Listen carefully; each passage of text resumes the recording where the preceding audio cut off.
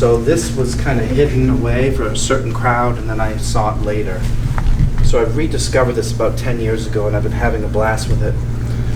So the last class we did ground defenses. We went to the mount escape, into the guard, broke free of the guard. We're going to continue with the nagewaza. So all of these throws we did in May, we're finishing up now.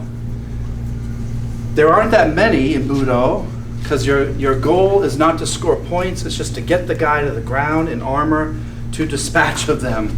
So how can I quickly off-balance a giant tank in armor? Very hard to do. Forget about judo movements, it doesn't work. We did Osotogake, we did Haraigoshi, Gyakunage, Gansekinage, Uchimata, Uchigake, Hanegoshi, Takiotoshi, and Ataminage. We've done all of those this month.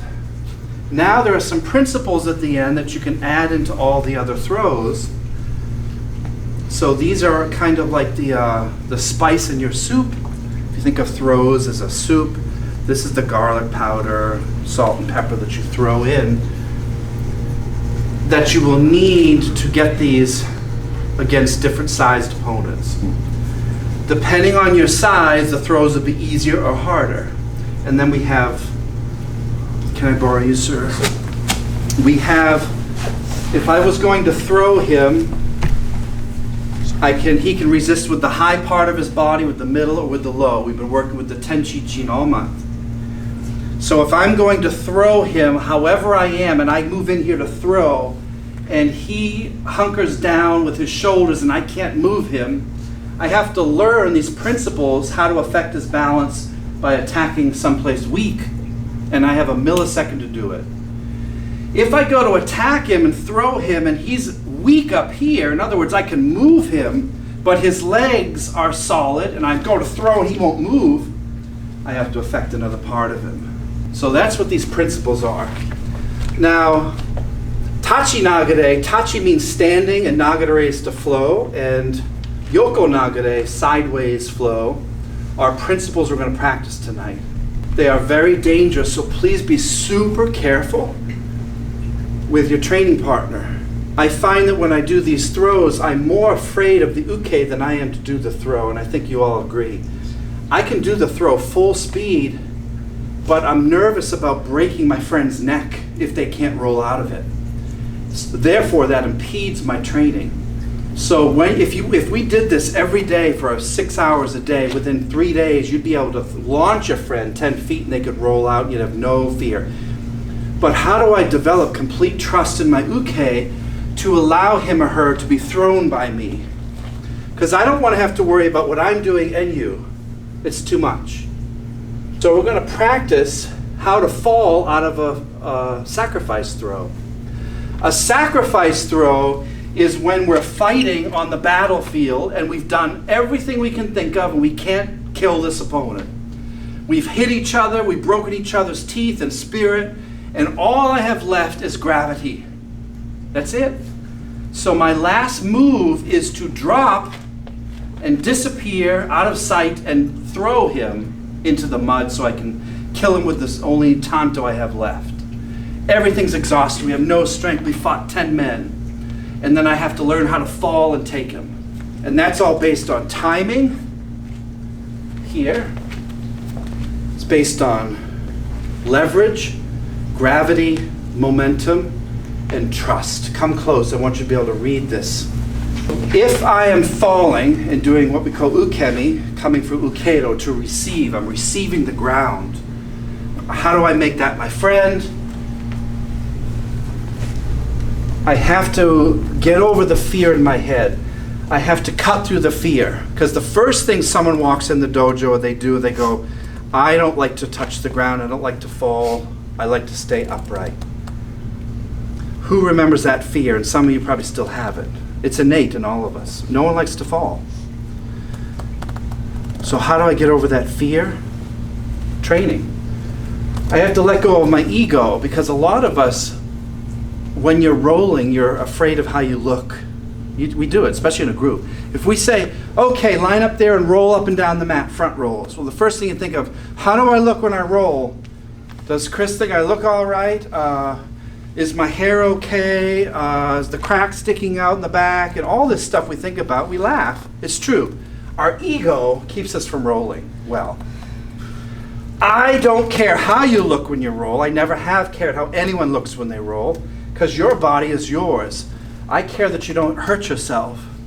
Don't ever think Mr. Norcross is judging me and holding up a card. 7.2, Daryl. Could have been an 8, but you didn't look very good. I mean, I've seen everything you can imagine happen when people roll. I've seen clothing come off when they roll. I've seen people break wind left and right. Everything you can imagine that's embarrassing happens. Who cares? That's what the dojo's for. So let go of how you look when you roll. You have to stretch before class to avoid injury. How many of you know someone who doesn't stretch? That's what you come in early before class. You better stretch your body before you start to throw it on the cement and the mat. So I highly suggest everyone stretches before and after class. It will keep you from being injured. I know a lot of people who are on disability now because they don't stretch. And they have shoulder, knee, or back injuries. I've had 2 myself. I stretched a lot, like a madman. I could do full splits and everything in my 20s. My back surgeries were caused by stupidity. When we were 17 and 18 in the 1980s, we would throw each other in cement rooms. Full on Budo, Judo, Gudo throws. My friends in Boston would throw me into the cement. No mats, forget mats. No puzzle mats, you had wood or cement. And when you're dumb, you don't think about consequences or health. We threw each other into walls and you'd smack the wall, you'd go home and your shoulder would hurt. Well, after about 3 years of that, my discs became bulging in my lower back and ruptured. And I had to have 2 surgeries, major ones, so that they fixed that. Discectomy. So hopefully you will never have to go through that. That's why we invest in these nice mats, to save your health, okay? Practice rolling when you feel like you don't want to do it. When you feel you're most lazy is when you need to train the most. I talk with Mr. Daines about that all the time because he lives far away, and you do. How many times you just want to stay home and watch Game of Thrones? I don't want to train today. I want to sit home and vegetate with a beer and a burger and sit in the air conditioning. That's the time when you have to go even more to the dojo because you're fighting the inner voices. And your family will pull you away too. That's a whole other topic. But rolling is the same. You come to the dojo, you've made it to the dojo, now you don't want to roll. Teacher says, we're going to do Ukemi. I hate rolling. No, you have to think about, I get to roll. I use this analogy. How many of us know someone in the hospital without legs, arms, or mobility? Everyone knows someone who is an invalid in a wheelchair, in a bed. They would pay millions to be in your body, to be able to roll again like a child. I know 50 people minimum that would kill to have this body to be able to tumble and roll. Because many of them are bedridden, watching this video probably right now, and killing. They would kill to do what you do. So never complain you roll, you get to roll. I get to hit the floor. I still have that mobility. Sacrifice throws are called sutemi. Sutemi means to drop and to disappear and sacrifice your entire position to win. My position is compromised and I don't know what to do from here. If I drop and sacrifice, I can win. But there's risk. There's risk to it as well. But that's the principle tonight. When we do these throws, it's the element of surprise. You don't want to do the throw and he expects it. You want to do it in the middle of 2 techniques, like skipping a beat. And then we're going to talk about distancing. So the first thing we're going to practice is how do you fall? Getting over the fear. From here, we're moving. He gets my balance and throws me. One more. We're tussling here. He disappears with gravity and throws. Now, here's what you're going to want to do. Go slow and just drop and stop. When he goes to drop, you're going to want to do this and stop. And not hit that because it's cement. Or you're going to immediately go into a mount or a side mount and pound the guy. So his timing needs to be impeccable so that when he drops, he doesn't give me the opportunity to maintain and create a mount. Where do you go so that I cannot mount you? Well, there's two things that I do. The first thing that I do is, if you guys notice, right before I did it, I pushed on Mr. Norcross a little bit. And that made him want to push back. And when he did, I tried to drop right on top of his toes. It's very hard for me to mount him because he's underneath me. Can you do that one more? If he drops a little bit away, so you drop where that line is. Whoa, look where we are from here. He sacrificed himself and it failed. Now, he put himself in the worst position on the ground. And I'm fully dominant. That's bad, okay? He sacrifices himself underneath my body so that I trip over him like a log in the field. Have you ever walked through the field and you hit something? Yeah. So he's going to sit as close to my feet parallel as he can, perpendicular. And then his body weight falling accelerates and pulls me forward. I can't stay up because he pulls my gi forward, or t-shirt. So when he does it right, I'll fly from here. Whoa, he pulls. I have to go with it. I can't resist that. Plus, he didn't tell me when he was going to go. This is the timing element of surprise, which he did. The distancing he had was close to my feet. And he used momentum, my momentum and his, combined with gravity. And he trusts me enough to know he's not going to break my neck. I don't have fear of the ground anymore. I used to, but I don't anymore. So here's what you're going to practice. He's going to lay flat. What an easy job with this class. You are going to approach here. Bend your knees to this position, so you're going to roll from here. Don't put your hands straight. Tuck and roll. I just want you to fall here, squat, and trust yourself to roll over and come up to your feet. Again, he has a tough job. 1, 2, 3. That's all you're going to do. Can you try that?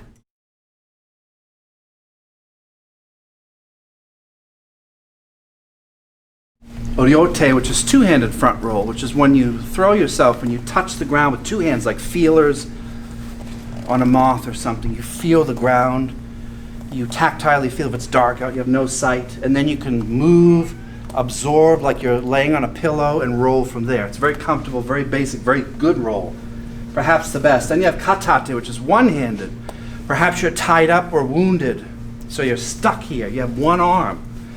I have to learn how to do that tactile touch with one hand and then collapse and roll and tuck that way. More difficult, but quite possible. And then there's mute.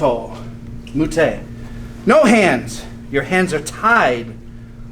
How can I roll without feeling the ground and judging distance and stuff? It's the hardest of all. And you do that only by experience and practice. There's no book you can read or DVD to watch. It's doing it over and over again and learning how to relax your body so much so that you're not tense. If you tense up, you damage your bones. If you relax, you become a rubber band in a circle, which is what tomoe means. As in tomoe naga, you become a kama. You become this shape. How do I make my body into this shape, into a kama shape?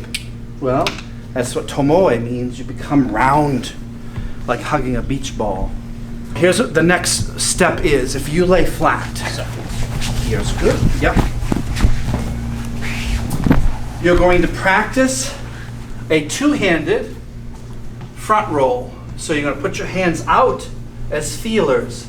As soon as you feel the mat, allow yourself to sink, tuck your head and your shoulder. You don't want to do this and go straight into yourself. You'll wreck yourself. I want to roll in a kama shape here. You see how these touched first? It's just like putting your head on the pillow at night. It's no different. No different. Ryote. Ryote Zenpo. Here.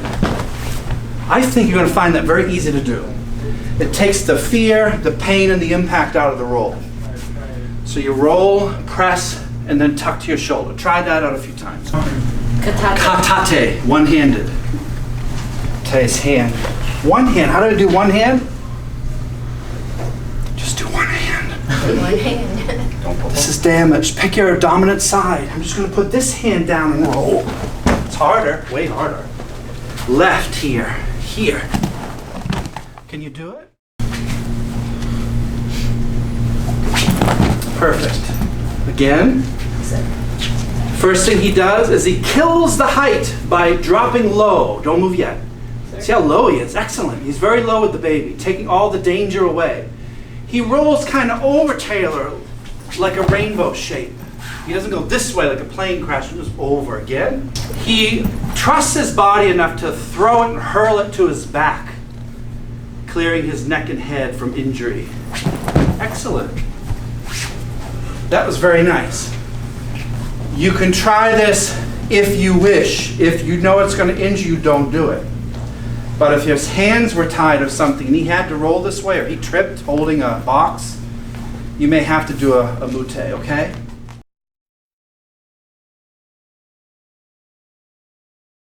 Here's how you train it for safety. I'm going to grab my friend, kind of a kumiuchi grab. I'm going to throw my foot up, throw your leg out, and sit on your butt where the feet are. But I'm not going to throw him. I'm going to hold on to Mr. Daines, and then what he's going to do is when he feels this pulling action, he's going to bend his back, which breaks many rules, and not fall. Because I need to describe something. So when I'm here, another tip when you throw someone with this is if you can get them high and low, you can make the throw much more powerful. If I'm down here, the throw doesn't work very well, but when I'm up high, I can maneuver him and throw him with my upper body as well as my feet. But we'll work on that later. So watch what I do. I'm just going to sit near his feet and stop here. Now, if this was without speed and momentum, he would be in the mount already. He's a good fighter. But if I had done that with the element of surprise, and I had dropped to his feet and pulled and thrown him, maybe even with a kick, he's gone. What's going to happen to him if he doesn't know how to roll? He's going to break his wrists on the cement, break his neck, smash his face. All kinds of bad things will happen. So the drill is I sit under his feet here and I stop, okay? I'm holding him and he's getting over the fear of looking at the ground from this angle because it's not fun. Do that with me, left hand to his right. Grab the gi or t-shirt, whatever. Watch this movement.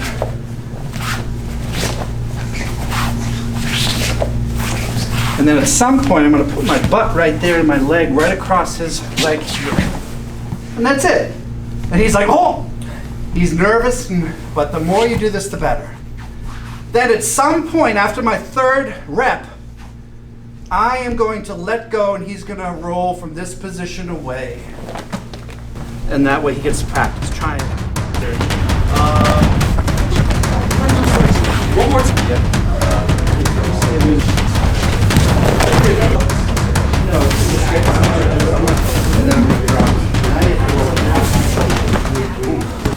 He's bigger, younger, stronger than me, not smarter, better looking.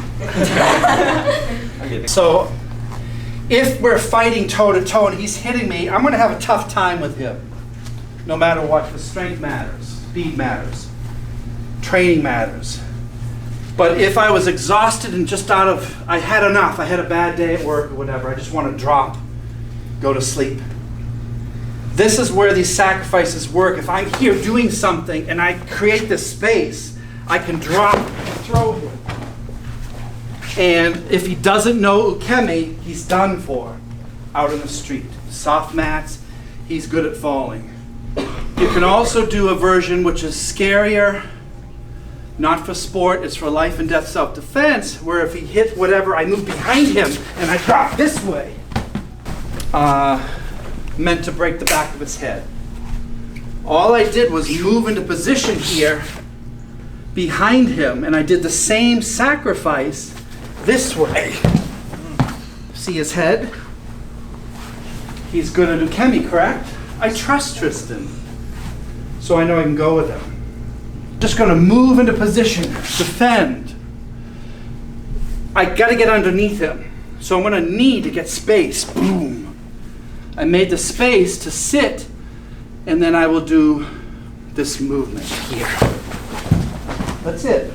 Another concept, rather than going sideways as I go underneath him, you disappear. Have you ever seen a stunt movie where it's terrible, but there's a car driving, guys running toward the car, and they slide underneath the car?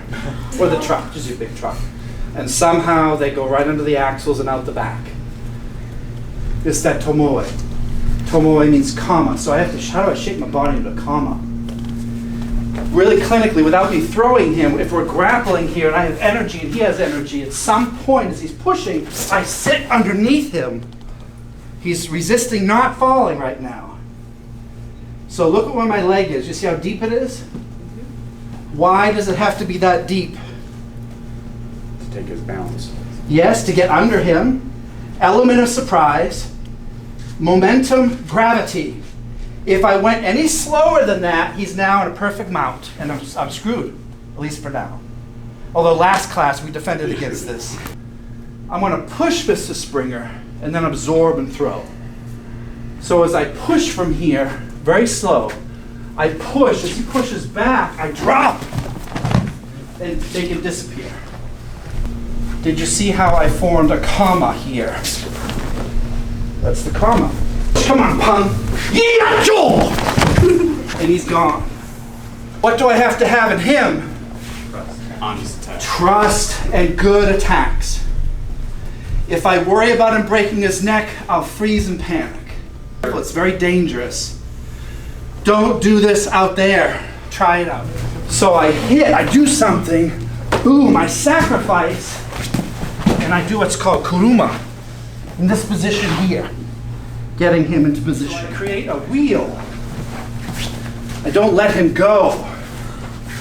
I create something. I take him for a ride, and I let him pull me up where I can hit. Do you understand? That we'll do next week. Thank you, friends. Yes.